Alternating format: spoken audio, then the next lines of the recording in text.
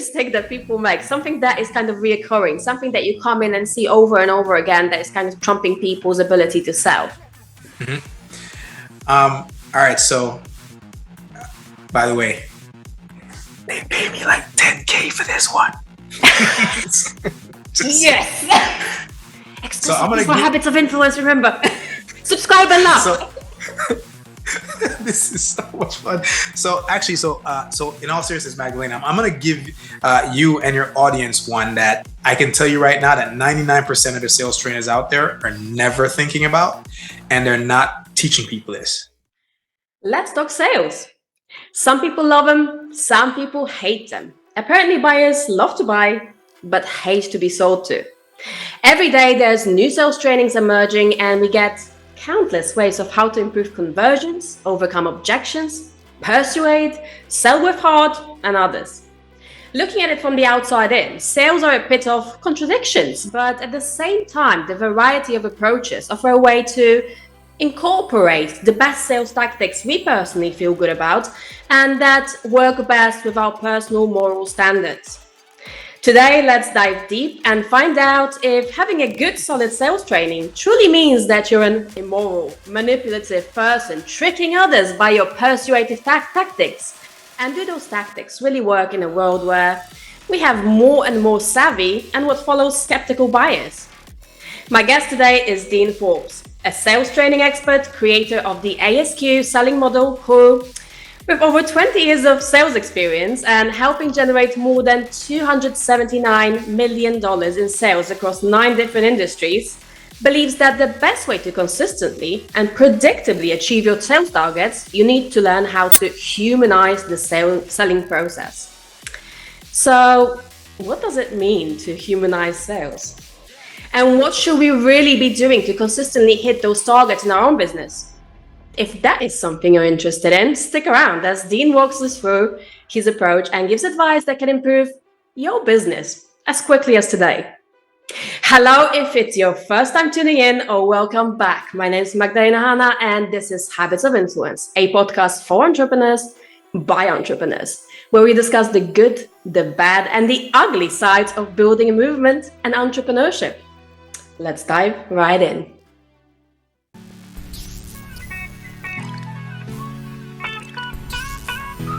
Everything that happens is motivation.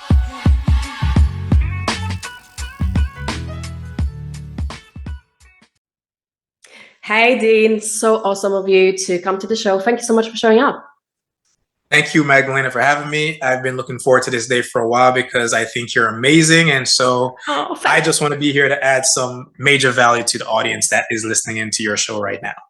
Oh, the feeling is mutual. I've been watching all of your videos on social media, and I am absolutely in awe of the way of how you approach sales, because it's kind of close to my heart as in the way I approach marketing. I think there's a lot of misconceptions in this world or in business in general about marketing and sales as being something sleazy, manipulative, immoral, something that people just use to trick others to do certain things, which couldn't be further from the truth, right? And I can see that your approach to sales is quite similar. You see sales as an art form. You see sales as something that can be done in a kind, loving, service-like way.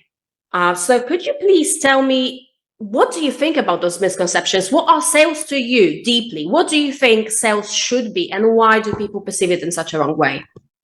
All right, so let's unpack all of those. First of all, what do I think of the misconceptions? I mean, it's sad because it's just a bunch of BS around the misconceptions. And unfortunately, so many service providers and salespeople also buy into those beliefs, which is why their sales tactics and strategies actually suck and actually cost them way more money, time, energy, and worst of all, their reputation than anything else that they do. And so the misconceptions are actually dangerous to our industry. But I guess some people would say that that's why I have a job, right? So some people would say that. So for me, here's a funny thing. The funny thing about sales to me, and maybe it means something different to other people, but for me, it's about impact, right?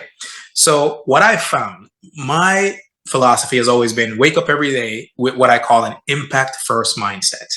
So before you make any decisions around what you're going to do, it's what's going to be the impact of my next decision? How's it going to impact that person, this group, these people, my loved ones? How is that going to impact the circle that I'm about to touch? Once I have that in mind and my intentions are set, then I can serve, right? So sales is about impact, and sales has just been the vehicle that I found to be the best at actually creating massive, wide, and deep impact on other people, because we live in a world of buyers who need stuff, services, everything else. The question is, how do you guide someone to making the best decision they could possibly make for their lives? That's what sales is to me. I love that. I love that. And I wish more people realized how much not only power lies in sales, but how much good can it bring if it is done the right way?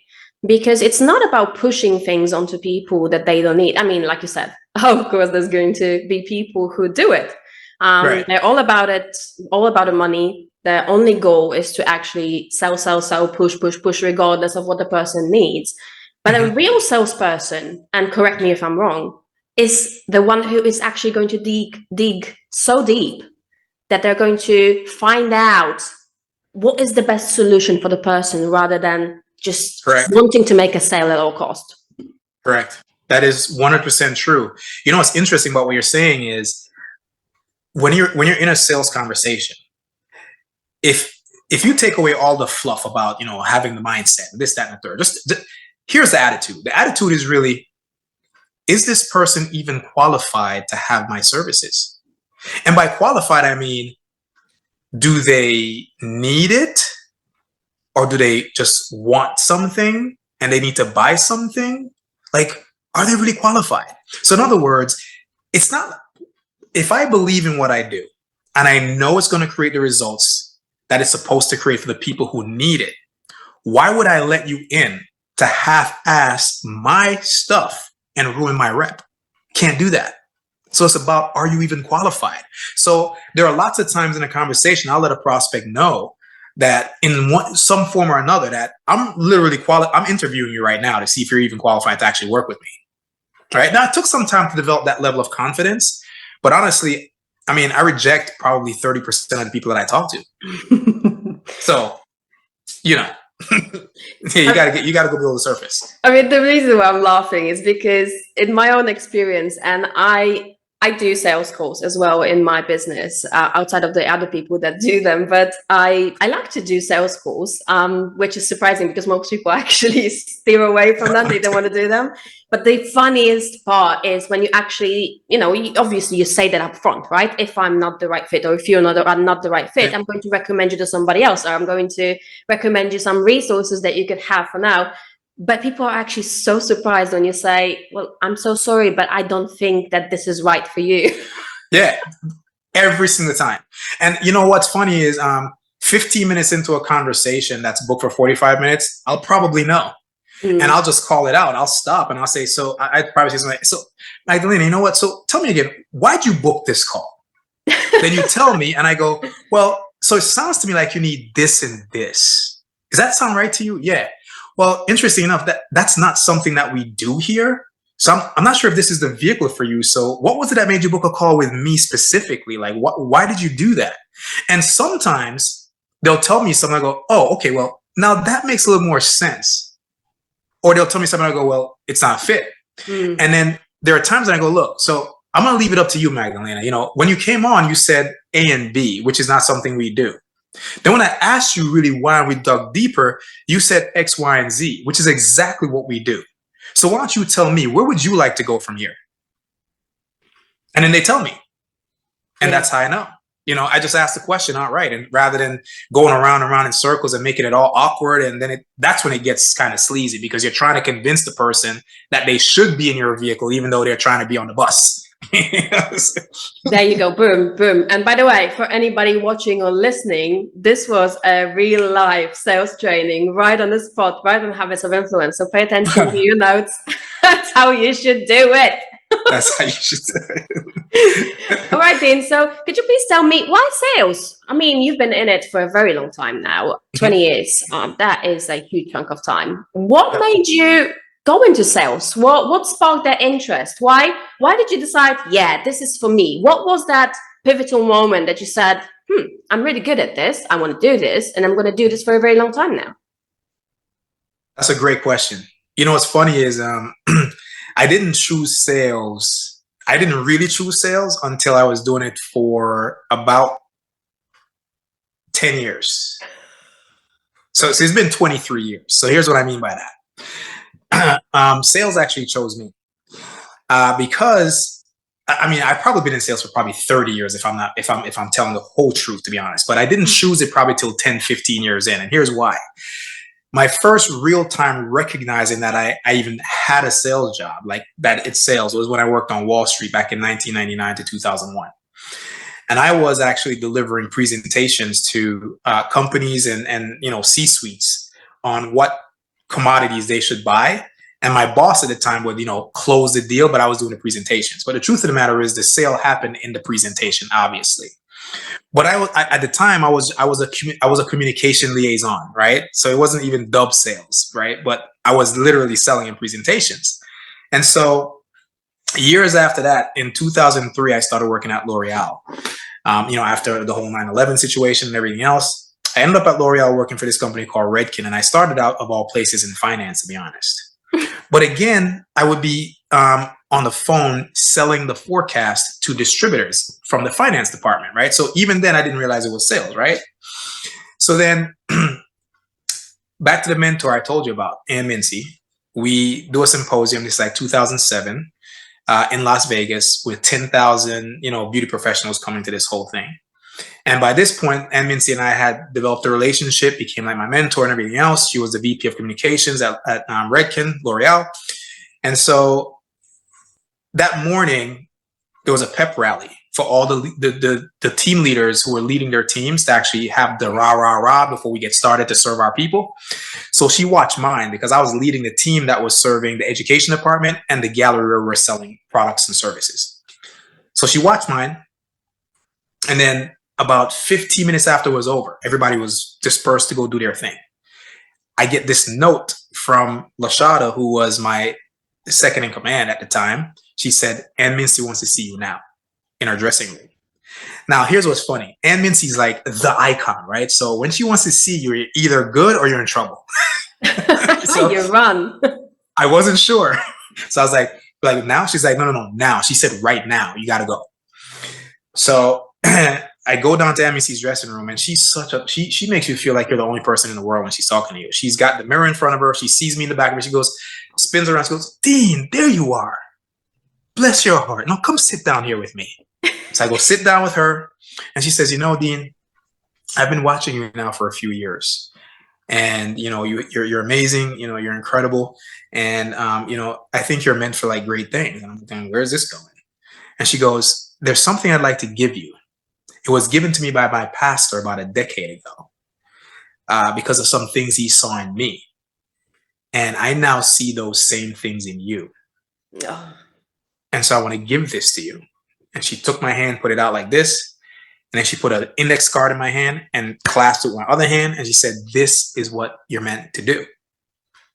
So I take the index card, I open it up, I look at it, and it had one word on it. Others. That's it. She said, Dean, you are meant to extract the best from other people. This is what you are charged to do. And I am charging you to do this from this day forward. Then after she called me on stage that same evening for the grand opening and everything else, when I talked to her later on at dinner, she said, I want you to look around this company and I want you to find the space where you can have the greatest impact on the greatest number of people. Well, that was sales. Whoa. And so when the opening came to be director of sales in Division 100, I went straight to the top and I said, I want this job. As a matter of fact, I went to another mentor, Ed Bullock, and I said, hey, Ed, there's this job coming up. I think I can do it. And he said, what are you doing in my office, Dean? I was like, what do you mean? He said, well, that was passive. nobody's ever called me passive before in my life. And I was like, Ed, what do you mean? He said, tell me what you want from me. What do you want? I said, okay, well, there's a job in Division 100 for the business development position in sales. And I want to know who's going to be in that job because I want that job. So when you hear about it, I want you to tell the person who's in charge that I am the guy for the job. That's what I want from you. And he said, okay, I can do that. And I get out of my office and done. So you sold yourself to him, basically. I did. It's one of the best presentations I've ever heard. Yeah, he made me do it. He literally said, that sounds passive to me. I don't know what you want from me. That's great. And at that point, I focused on sales, and then I was able to just really play and, work with a lot of incredible people. Many of them incredible women, actually, because it's the beauty industry. So it's predominantly women. And so that was one of the most incredible times of my life and business, career, everything. That sounds awesome. So, it sounds like a great career path. It sounds like something that can really make a person excited, and something certainly, and I know for, just looking at it myself, it's something that you can constantly evolve in. Why do you feel that people hate sales so much? I mean, business owners specifically, because we're not talking about customers right now. Why do people hate sales? I think people hate sales because nobody really likes to be sold to or sold, basically. And because they've been sold for so long and then get burnt, I think people are just burnt out on the whole idea of sales, and they think that every salesperson is like bringing snake oil, right? And I truly think that, again, because salespeople, unfortunately, and I'm going to go ahead and say like 90% of them also buy into that stigma. And so they conduct themselves like they're trying to hide the fact that we're snake oil salesmen. And so it comes across as that. So it looks terrible, right? Yeah. It comes across as manipulative and pushy and, just tricking and, things like that. And so, and also, it's like nobody understands how to disarm a person ethically, right? It's so bad that I once used that terminology to somebody. I think I did it on Facebook once, and then I did it in person once, and I said, how do you disarm your prospect? And they got all up in arms about that word. What do you mean disarming your prospect? That's so wrong. Because they could not grasp the concept, that understand that psychologically we are all armed with a barrier of skepticism and I don't trust you. We are armed with that. You have to learn how to ethically disarm your potential client before they can hear you. If you can't do that, you're in trouble. Well, there you go, boom. And I think a lot of people are very bad at sales, unfortunately. And I know that both you and me, we agree on something. It is that constant fight, especially in our industry, which is like coaching and consulting, to DM or not to DM, which I personally, and I know you stand on that same kind of side as me, I see nothing wrong with sending private messages. In fact, it's a great way to connect with prospects, with potential leads. And it's just a case of you knowing how to speak to those people, not in a way that is pretend friendship sort of thing, or being like really disgustingly upfront. Is like, hey, would you sleep with me? Yeah, right. Like, let's go to bed together. Yeah, exactly. So there's such a gray area and such a nice, atmosphere in between of those two things that people do not understand. And I really find it funny that a lot of people are so defensive about it, saying, oh, what do you want to sell me? It's like, obviously, if I'm in your DMs, I'm not trying to take you for a walk in the park. I'm not trying to, find a friend, because if I'm messaging you from my business profile, I'm either looking for a collaboration, a mutual agreement of some sorts where we can, perhaps help each other, or you might be my potential client. But either way, they are all business arrangements, right? But I'm not going to know unless I speak with you. Exactly. That's I don't know why people get so up in arms about any type of communication. Here's a problem. People believe that the the vehicle is broken, when the truth is you're getting into the vehicle broken. Yeah. You are broken. That's why you can't use these vehicles. And there's nothing wrong with these vehicles. The context is perfect. Your content sucks. Right? Your content sucks. I mean, here's a novel idea. I jump into your DM and I say, hey, you know what, Magdalena, I noticed that you're a coach in marketing. And I typically help marketers in coaching and things like that. But before I ask you any questions about your business, I'm just curious, how do you typically use Facebook? Like, why do you actually, how do you typically use Facebook? Because I don't want to, I don't want to come off and do anything that you wouldn't appreciate. Every time I ask somebody how they typically use Facebook, you know what their answer is? They laugh. Like a funny line, they go, well, yeah, my inbox is full of this kind of stuff, but I appreciate you asking me that. Typically, I'm here to do da-da-da-da-da. And all of a sudden, the conversation's open. Done. I mean, there you go, guys. I just gave you like $1 million tip, honestly. Use it. Yeah. Ask the person how they use Facebook or whatever platform you're on. They will tell you. Absolutely. Or shameless plug from the point of view of a marketer, learn to do such good content that they land in your inbox and ask you. There you go. Or that. Or that. Yeah. It's either or. But yeah, there's always a good way of doing things. So, which leads me greatly to what you actually specialize in. And I wanted to talk about that concept of humanizing sales. What does it mean to humanize sales, and how can people incorporate that into their daily sales training or what they do with potential leads or clients? Yeah, great question. And so, it's really just bringing humanity back to the game. So what does that really mean? Well, people don't want to be sold, right? And they also don't want to be told what to do. Like every time I've ever asked a question let's say, raise your hands right now if you just love to be told what to do. If you love people to start a sentence by saying, you know what you need to do? Raise your hand right now if you love that. You know how many people raise their hand every time I ask that question? Yeah, there's a whole... No one. It's like crickets, right? So what does that mean? What that means is the best way to persuade a person to enroll or purchase your offer of any kind is for them to persuade themselves.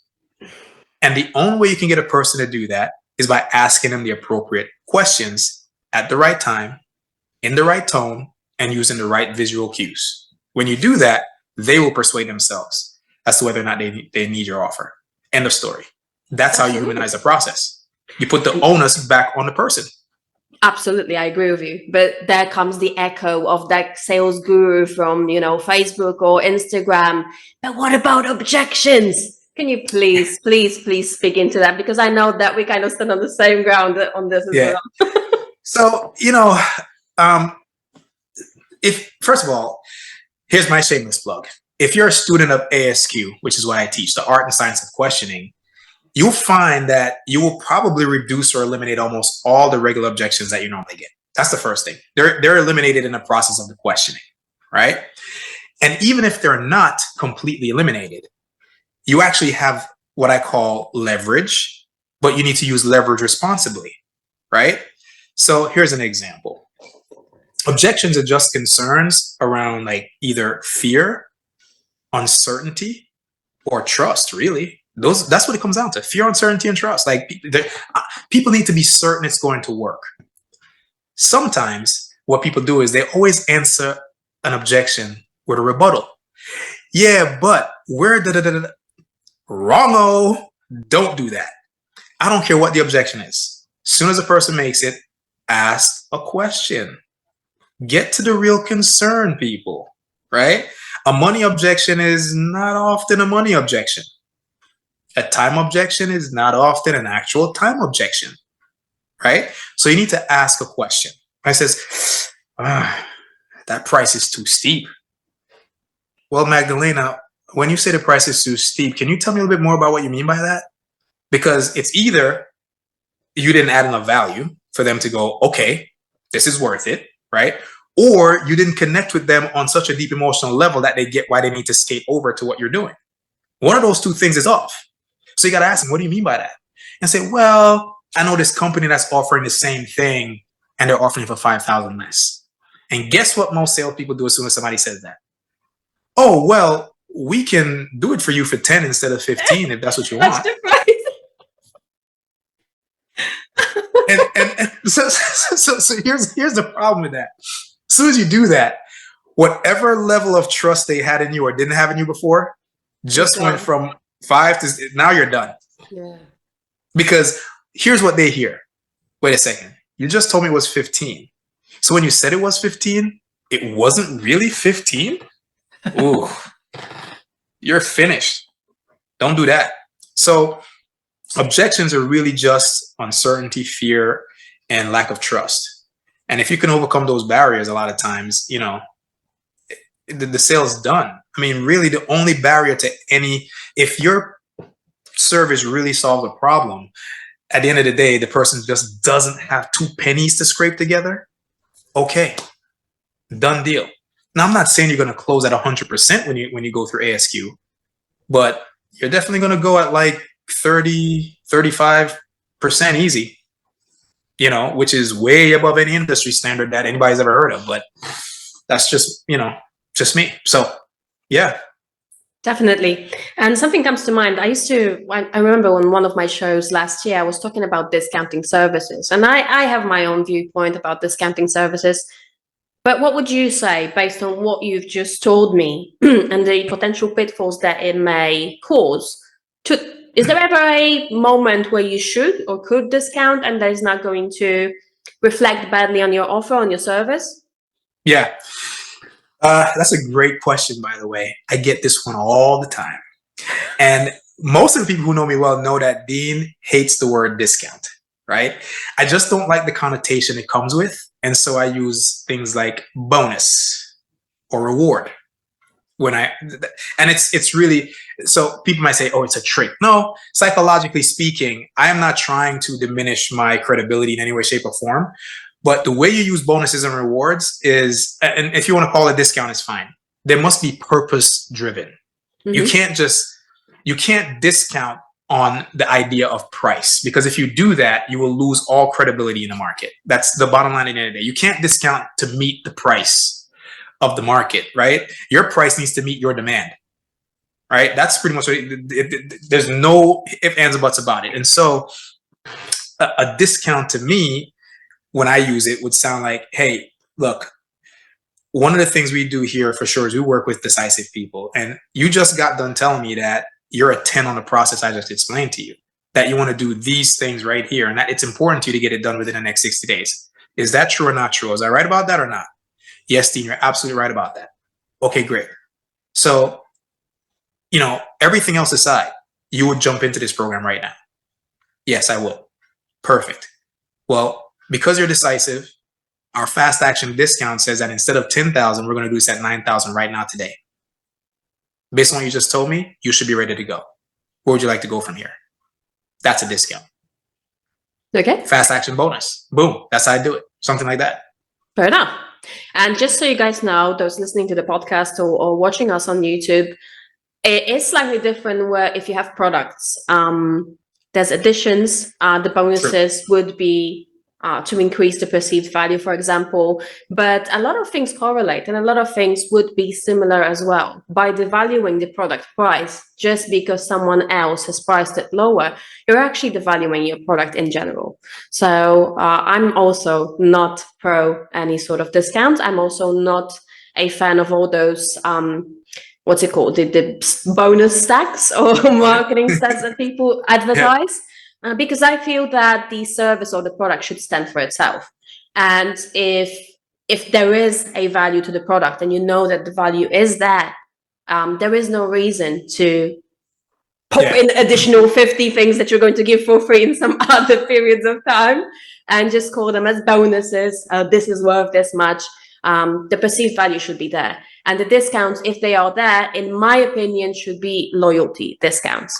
So a little bit different to what you've just explained here. So for example, if a person is with you on a retainer, I would give a loyalty discount to people that wish to continue or wish to purchase another program or wish to get a discount, for example, for someone else that I refer.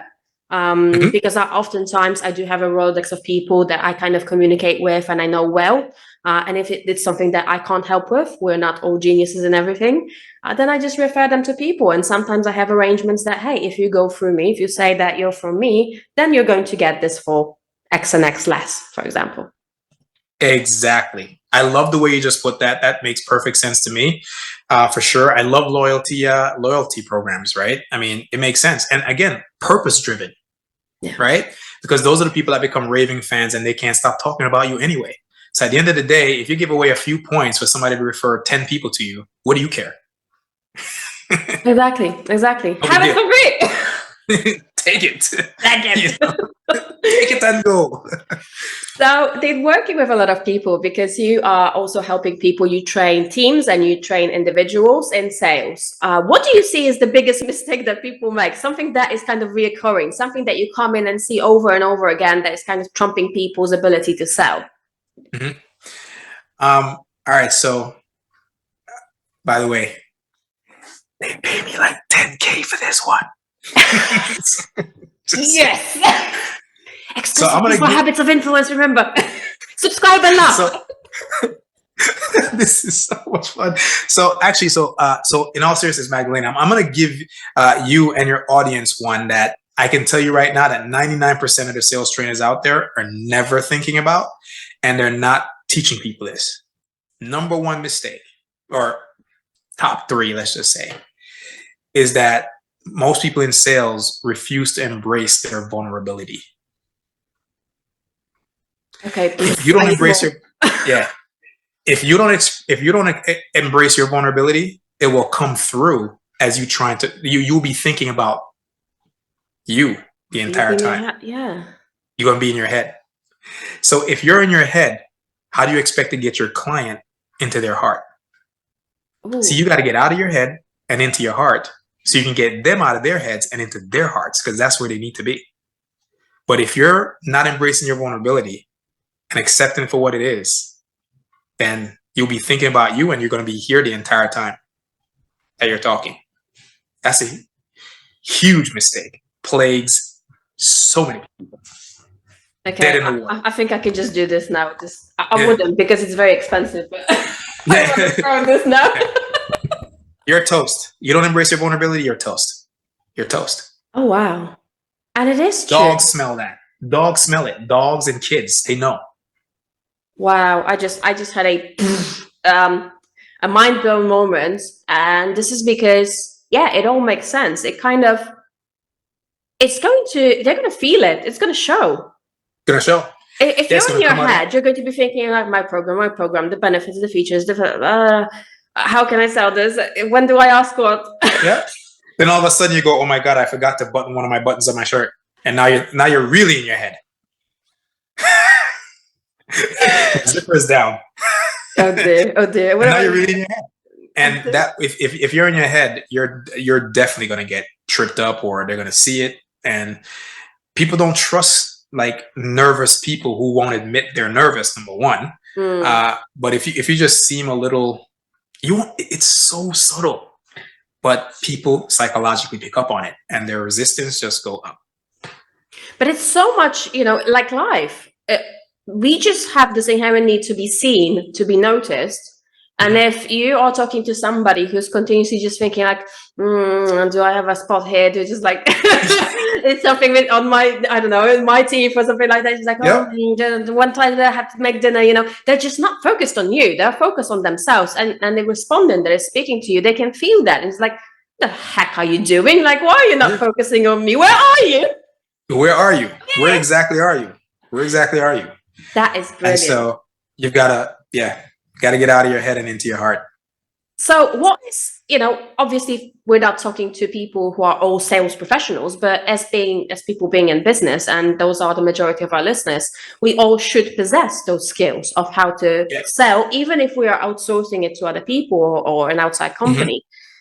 What is that one thing that people can do today in order to improve their sales just a little bit? Like, what is that one thing that a person, whether mindset, tactic wise, whatever you feel is important, that can make that switch into becoming a better salesperson? Oh, wow. Magdalena, that's a tall order you just gave me. So let me think about that for a second. Like, so if I want to give you one thing today that you can flip the switch on tomorrow and it will make a big difference. So I'm going to stay away from the whole mindset stuff. We all know mindset is crucial to anything you're going to do, right? So let's stay away from that for a second and do something really simple that you can actually do today. Meat and potatoes. Yes, yes, yes. We like that. Okay. Flip every statement you will make in your next sales conversation into a pointed question. Boom. Done. That's it. Yep. Instead of saying, we're the best at this, ask the person. So, Magdalena, if you were to work with the best company in the world at doing X, Y, and Z, what kind of company would you say that is? Could you describe them for me? And then they'll do it and say, okay, cool. So you're saying if a company could provide this, this, and this, you would consider them the best company on the planet? Okay, great. Now, when you sell your solution, you say, Magdalena, remember when you said you would consider the company the best if they provided A, B, and C? Yep. Okay, awesome. Well, when it comes to A, we do it, and we have a 100% success rate. When it comes to B, we've been doing this for like the last 20 years. And what we found is that people who do this, And when it comes to C, this is what makes us really, really shine. We love C. Why? Because we found that it's the best way to get our clients the best results. And this is brilliant. How's that sound to you? And that's what you do. That sounds brilliant. I know some people would struggle though into finding what is my unique selling point. I know you should do that. As a marketer, I'm going to tell you, you should do that. You should know that. But sometimes it's hard, like you said, to get out of your own head.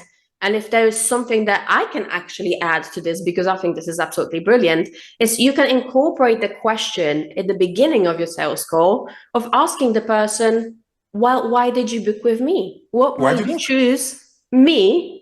You know, in a sea of other people doing the same shit as I do, because now it's not so difficult to have 150 other marketing coaches, sales coaches, right? What made you choose me? And that person will actually tell you. What is that unique selling point? What was that thing that clicked? What was that thing that grabbed their attention? What was that thing that made you stick out or stand out from the crowd of people? Exactly. And then use Dean's genius tactic and just like smash it.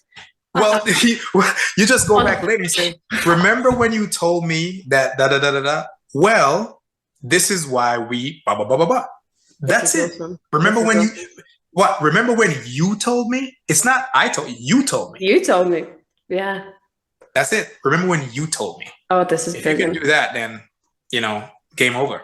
I love it. I love it. Dean, I could speak to you all day. I swear to God, this is so uber interesting. And we will speak outside of this. I'm sure we will. This is great. This is awesome. Thank you so much.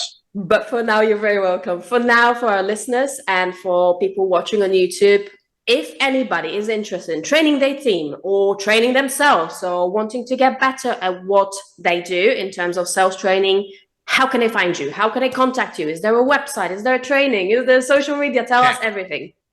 So the best way for them to contact me is really on Facebook and Messenger, because I live there, right? So they can go to Facebook, right? You can find me, just put in Dean Forbes, and it'll probably pop up. I'm pretty sure it does. The website is epixacademyhq.com/sales accelerator. That's the training that they can go watch if they want to do that. So if they put in epixacademyhq.com actually and just click free training, they'll see the free training right there. Awesome stuff. It's easy peasy. Guys, remember that all of the links for Dean are, as per usual, going to be outlined for you in the description of the episode on YouTube, as well as in the description of all the episodes on all of your favorite podcast platforms, wherever you get your podcasts. So please do find Dean over there. If anything else, check out his training, reach out to him on social media. I do contest that he is living on Facebook and Messenger. That's how we actually met. So he is there for you if you have any questions, if you want to know more. And Dean, last thing for you before we wrap up, what are the services specifically that you offer right now that people could actually tap into? Yeah. So the number one and two, really just two. One is training service providers on how to actually master the timeless model of selling, ASQ. so that they can actually enroll more clients into their programs and go ahead and create that big impact that they want to create. So if you're a service provider of any kind, coach, expert, whatever you want to call it, then, and by the way, if you're doing less than 50K per month in your business, you have no business outsourcing your sales team. You should be doing that yourself. Otherwise, the people that come in will never be able to embody who you are if you're doing less than 50K. You're not Tony Robbins and Dean Graziosi, so simmer down, people. I'm just gonna be real. Don't do that, okay? So I train, service providers on that. And of course, if you run a company of a team of more than 10 salespeople, then I'm your guy to come in and help you train them so that you can take your productivity and your revenue profits to the next level, basically. Fantastic. Awesome. All right. So thank you so much, Dean, for joining me today. It's been an absolute pleasure. Like I said, we'll definitely keep in touch. And for you guys, thank you so much for showing up. If you are new here, if it was the first episode, don't forget to leave us a little review about what you've learned from Dean. What was the biggest aha moment? If that wasn't the same as mine, I don't know what was. There were so many golden nuggets, actually, that you can improve your sales today. So we did what we promised on doing. And if you're coming back, if this is yet another episode and you have not subscribed, I know 70% of you are watching but are not subscribed, tap that subscribe button and the notification bell so you don't miss any other episodes. There's going to be some changes in Habits of Influence soon. We're going to announce it to you in the next week or two, I think. We're going to be doing a live on the channel, so please tap into that so that you know what changes are going to occur. But I'm really, really, really grateful for all of you listening and watching and supporting us essentially on the journey. So thank you so much. And I'm going to see you in our next episode. Dean, thank you so much again. Pleasure. Thanks so much. Thank you. Thank you, guys.